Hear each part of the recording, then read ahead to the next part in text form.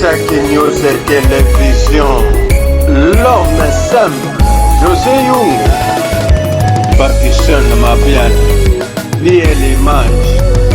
Il y a un temps pour toutes choses dans ce monde. Sosola, Sosola, yeah yeah yeah, Sosola,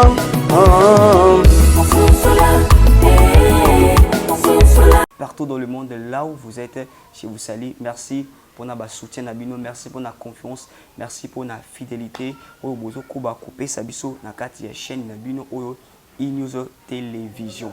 Là, na bosanité José Young, l'homme simple, balobi mikolo Sosola nde muteza na gaz na YouTube. Sosola, yeah, Sosola, ah, Sokoboyi salamu kinayo.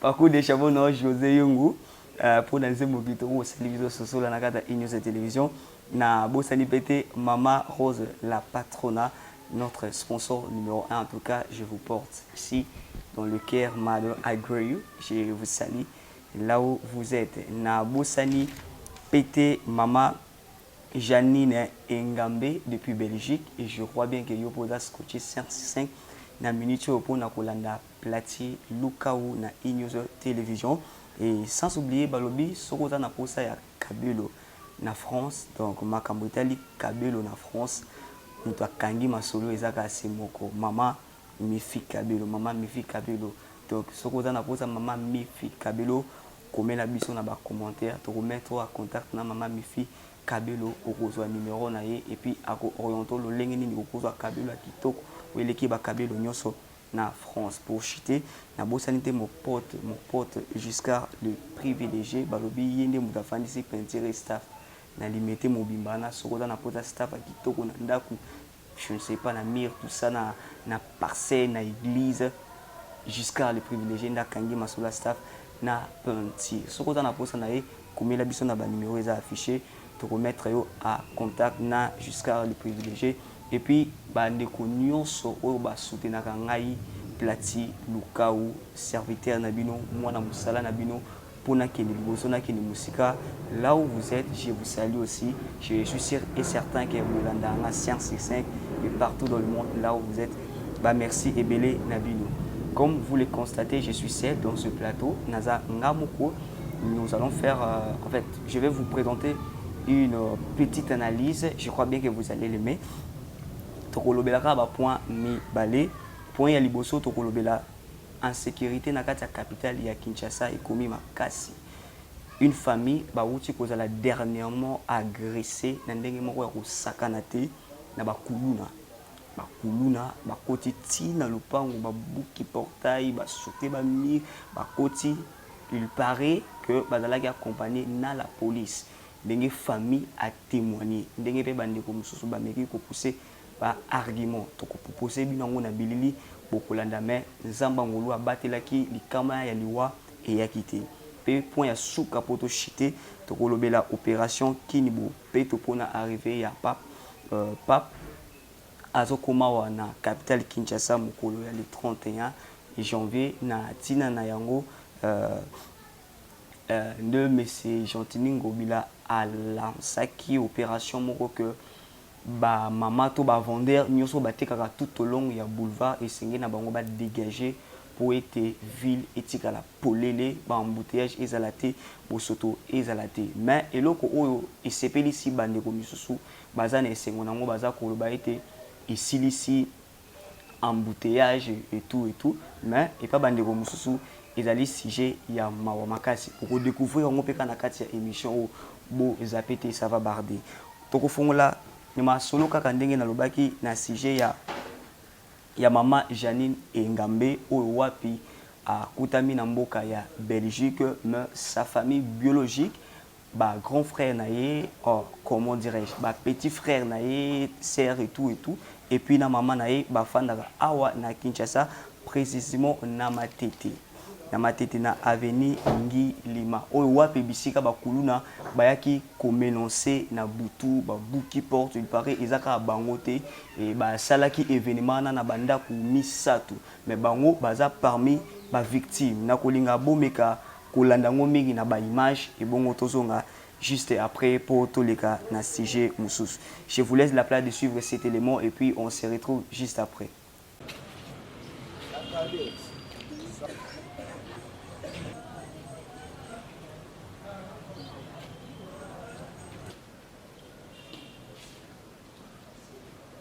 Donc,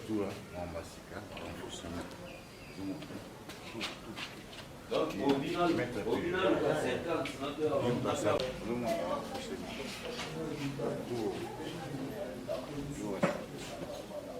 C'est détruit, carrément détruit. Ça va dégager belé. Oh, attends la machette. Ça attends la machette. On n'a pas répondre à la machette.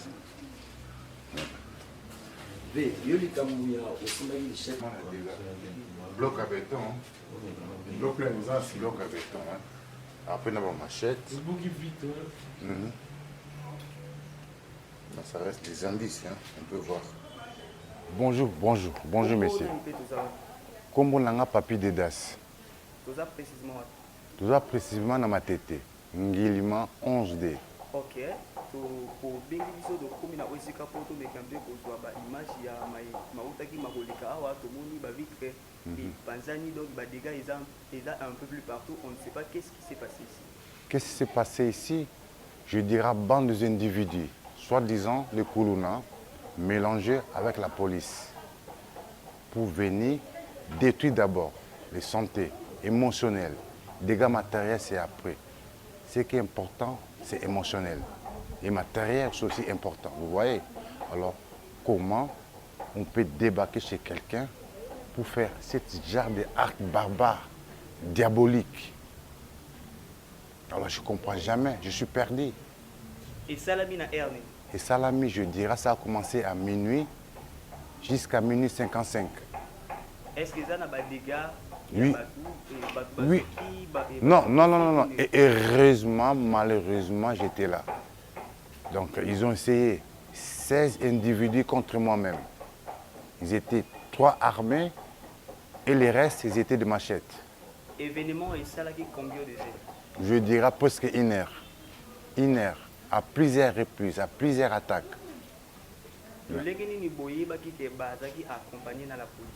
Oui, parce qu'il y a, je dirais, il y a une dame qui prie à l'église à côté. Je pense, quand vous avez venu ici, vous avez vu l'église.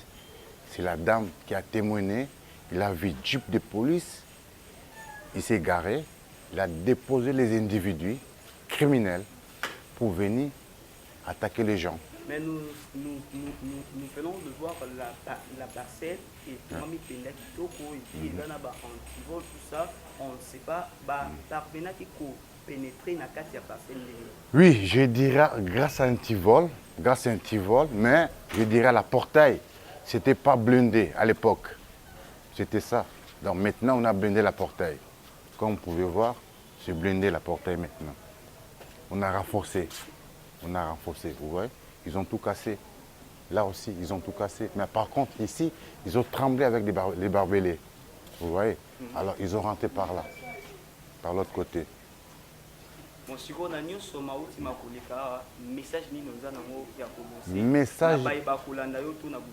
Message non renoncé pour le gouvernement. Déjà, un criminel, jamais, au grand jamais, il peut rentrer à la police.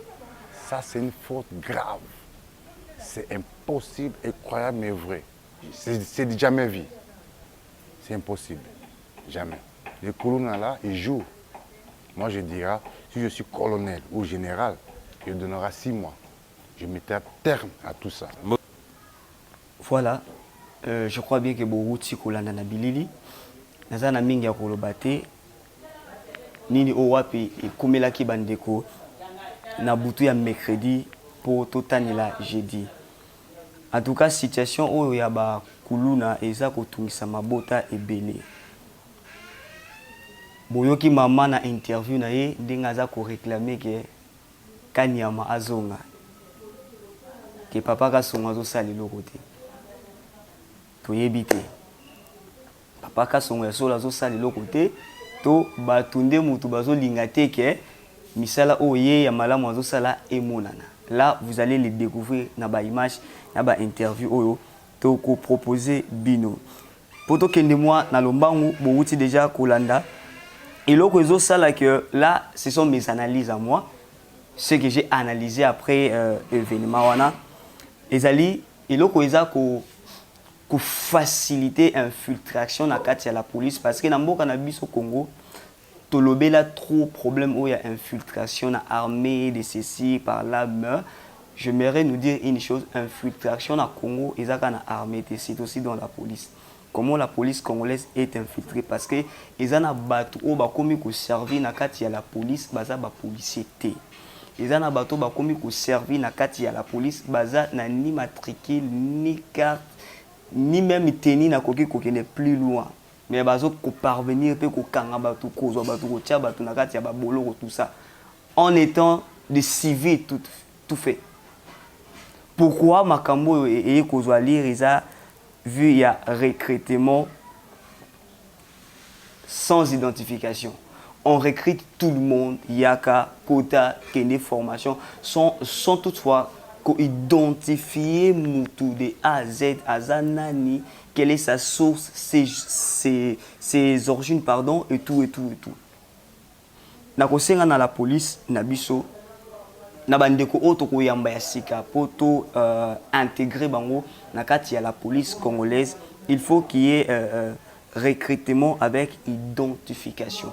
Identifier la personne, un Koulouna par exemple, un Koulouna, soka yé beaucoup tient na kati ya la police il faut beau rééduquer parce que ce sont catégories moko ya bato ba perdra kana koki koloba même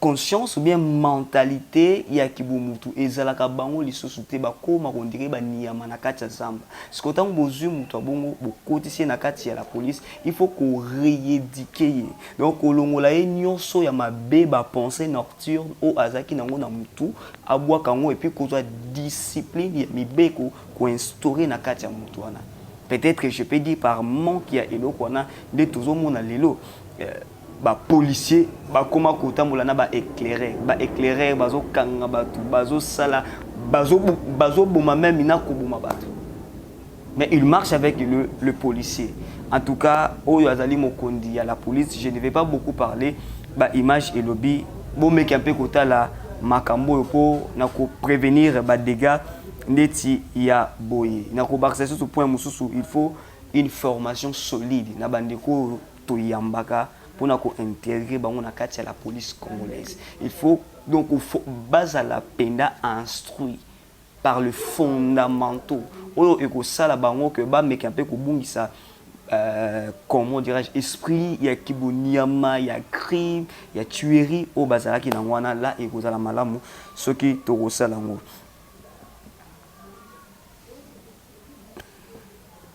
Et puis bureau des éclaireurs tout ça bande des individus non identifiés au batambolaka na la police en tout cas mokondi à la police c'est papa Kasongo makambo yo est concerné yo parce que tango musala na yo oyo za patron ezo simbate bon kaka ya yo te musala nyonso yo e simbaka te ba monaka ba travailler te ba monaka mbala moko nani coach leader équipe ya Léopard soki to poli botala ba joueur to ba rater ba penalty na terrain mais botala coach ndé muto zo ba injure ba insulte et tout en tout cas papa Kasongo makambo est concerné yo il faut kolandela ngo à la loupe komeka ko identifier ba policier nyonso o bazaka na ville province ya Kinshasa koyeba nani o azali policier nani o azali policier te tokoki jamais ko 500 civil na mapinga lipinga na lobata bongo na mapinga basala musala esika moko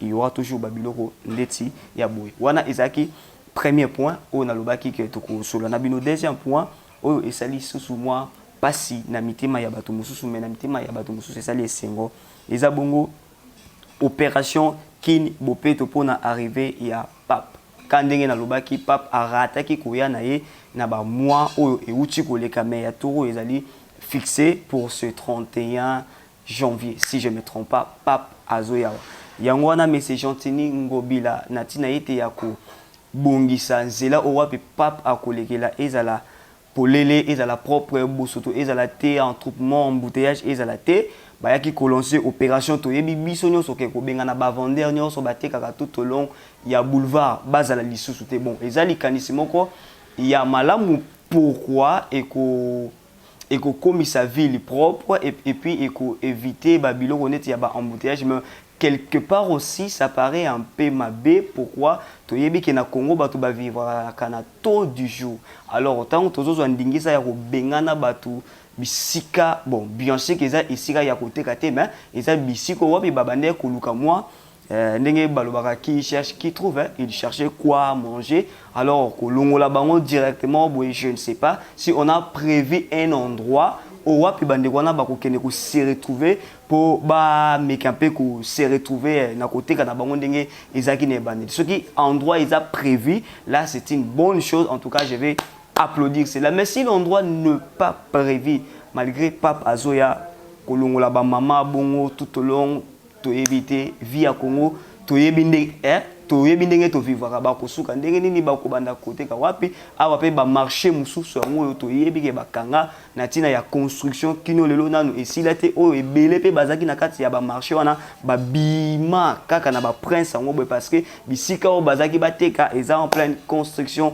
et comme chantier toko tali sabino ba réaction ya bande ko mususu musala wana et salemaki elongo na la police accompagné na général ka songwepi équipe complet ya hôtel de ville ko banana yemoko numéro 1 na bango monsieur Gentini Ngobila o wapi azali gouverneur ya ville ya Kinshasa et puis na service ya protection de l'environnement des équipes o et salaki opération na je vous laisse bolanda nanu ba image ya opération ngo ndenge le ka ki bongo tozonga juste après pour na ba point mususu.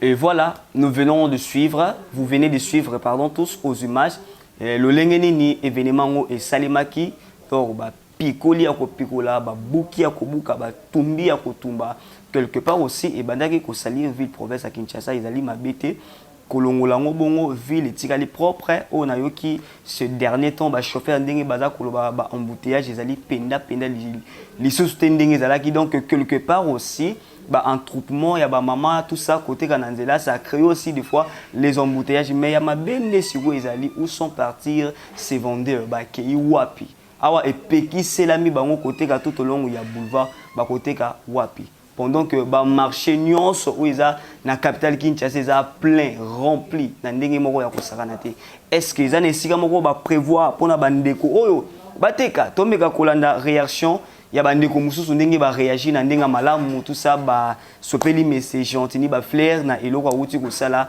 et bongo tozonga juste après.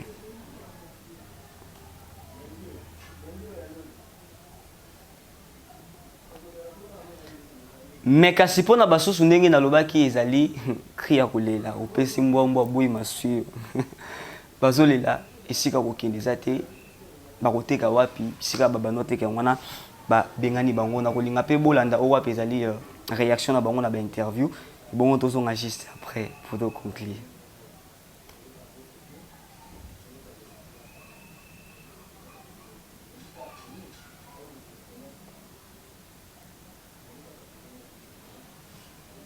Na suka ya opération qui nibope de pour arriver à roi pape le 31 janvier à moi ya mbolo tozali na linga ki na lobana suka nango monsieur le gouverneur ya ville ya Kinshasa Gentini Ngobila alika ki pe na interview ko expliquer na etando iketo inene oyo nini bauti ko sala pe nini o ba prévenir pona pa mama wana bolanda image.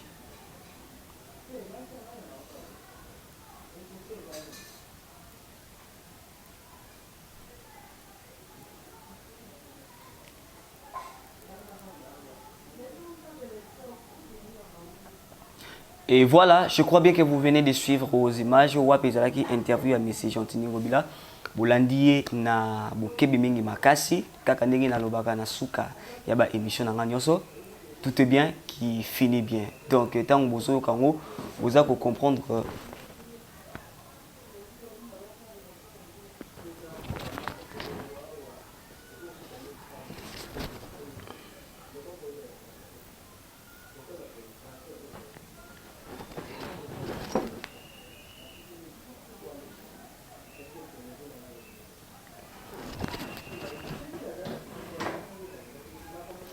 tant boza koyoka ngo boza ko comprendre directement que tokomi na Soukaya analyse. Bon, en fait, je vous l'avais dit déjà au début, ce n'est pas une émission, c'est une courte analyse. Owa petolobeli ba si j'ai mis balé insécurité na kati ya capitale, ba kuluna na ba policier ba komi ko sala musala ensemble, puis point ya Souka to uti kolobela lolenge nini ba uti ko benga na ba vendeur nyoso bateka ka tout longue ya boulevard pona ko assainir capitale Kinshasa. Je rappelle qu'à l'antenne, c'était votre humble présentateur de cette émission Éveil du peuple, Plati Lukaou, l'intelligence au service de son travail. Nous sommes arrivés à la fin. Un grand merci à tous nos fidèles téléspectateurs qui nous ont suivis de partout là, en particulier José Yungulom, simple, et puis Maman Rose, la patronne Anna Botani Pété, Maman Janine et Ngambe depuis Belgique. Je crois bien que Yopé au landing Anabo Kebiming Makas et puis au CPL na analyse Makasi, Masolo ya Kabelo na France, wana Botiki Lango Maman Fifi. Maman Fifi Kabelo en France, ou en Italie, mon pote Giscard les privilégiés depuis le métier, où il y a simi peinture et staff, et puis Bandekonyo so bazo di bakou ya kolanda biso. En tout cas, ceux qui sont bano ya liboso ya retomber sur notre chaîne, Kobo Santé, ko s'abonner, liker, commenter, émission partager, et qu'on se retrouve au prochain numéro. Bye. Comment? Quel sens donnez-vous à cette opération d'aujourd'hui? Bon, comme vous le savez, nous avons lancé un communiqué depuis 4 jours. Et aujourd'hui, c'était donc le deadline. Il fallait débarrasser toutes les emprises le long du boulevard Mouma, sur le tronçon compris entre l'aéroport de Njili jusqu'à la première rue Limité. C'est ce que nous avons fait. Vous avez vu donc l'équipe de l'hôtel de ville. Il s'agit de moi-même, vice-gouverneur, ou de Jonathan Kassongo. Elle s'affiche complète. Donc nous sommes tous là. Les policiers nous ont assistés. On a fait travailler 1000 policiers. Nous avons fait travailler également l'unité spéciale de la protection de l'environnement de la ville de Kinshasa. Nous avons débarrassé des emprises publiques de tous les vendeurs. Et on a aussi évacué donc, les étables qui encombraient cet espace. Donc l'opération s'est faite avec beaucoup de succès. J'aimerais ici remercier la police ainsi que tous les services de la ville qui ont fait un travail de titan, qui ont travaillé d'arrache-pied depuis pratiquement 3 heures du matin pour en découdre définitivement avec ces mauvaises pratiques d'étaler la marchandise sur les emprises publiques, sur les caniveaux et sur les trottoirs également. Et nous avons aussi débarrassé donc, des trottoirs de véhicules qui devenaient de plus en plus encombrants, et surtout le gros véhicule, hein, les semi-remorques également. Nous les avons donc remorqués avec les engins de la ville. Excellence, voilà. Au marché Hindou, vous avez évacué des gens, mais qu'est-ce que vous proposez pour que ces gens ne reviennent plus ici au Seigneur? Bon, nous avons commencé depuis Belle Lurette, une opération d'embellissement de cette avenue. Nous avons mis déjà des barrières des villes. Et nous avons également planté de la pelouse, nous avons aussi fleuri plusieurs espaces le long de cette avenue. C'est ce que nous allons continuer à faire, surtout que depuis l'arrivée de mon adjoint, donc le vice-gouverneur de la ville de Kinshasa, nous affichons donc une équipe compacte qui fait du bon boulot. Donc nous espérons que dans les jours qui viennent, cet espace sera complètement assaini et complètement également embelli. Monsieur le gouverneur, ozwaki mokano ya longola bato bazoteka na balabala lelo tomoni yo na ekipe na yo mobimba tokoki kosimba nini mpona mokolo ya lelo? Bon, mpona mokolo ya lelo oyo nalingi d'abord nayebisa bana Kinshasa, donc bakinoise na bakinois tosali communiqué depuis 4 jours tokoya awa na kolongola bato nyonso batekaka na balabala na nzela oyo komanda aéroport ti na première rue Limete. Tosali yango na bandi omoni général Kassongo azawa mokonzi ya police ya ville ya Kinshasa na baservice nyonso ya ville, notamment unité spéciale ya protection ya environnement mpe bato ya Kinshasa bopeto. Tosali yango tolongoli bavendeur nyonso et puis nous allons continuer l'opération dans la première rue Limité. Nous avons le ministre de l'Environnement, Azaliawa, nous saluons Moussalawana, malamu bandi bomoni depuis bosolo boso na nosanga moko depuis nazui vice gouverneur waza kosalisa nga na misala misusu en tout cas mosala ezokende malamu bandi ke mikolo koya bana Kinshasa bakosepela na komona balabala oyo ekozonga kongenga ndenge tobaneja kosala misala kotia ba barrière de ville kopona mwa ba pelouse kopona mwa ba fleur bisika bipai na bipai balabala oyo kongenga malamu nasengi na bango kaka batosa mibeko oyo tozali kopesa bango na bandingisa nyonso oyo toza kopesa po ete mboka na biso ezala malamu mboka ezala kitoko engenga ndenge ezalaka na koyebisa bango lisusu pape oyo biso ba catholique aza kokoma le 31 esengeli toyamba ye malamu mpona koyamba ye esengeli mboka ezala peto mboka ezala salite te ezala peto bapaya oyo bakoya na mboka na biso bamona ke toza na mboka kitoko mboka yango mpe biso moko tolingi yango mpe toza kobatela yango. Isaki News Télévision, l'homme simple, José Young, Pakistan Mabian, vie et l'image. Il y a un temps pour toutes choses dans ce monde.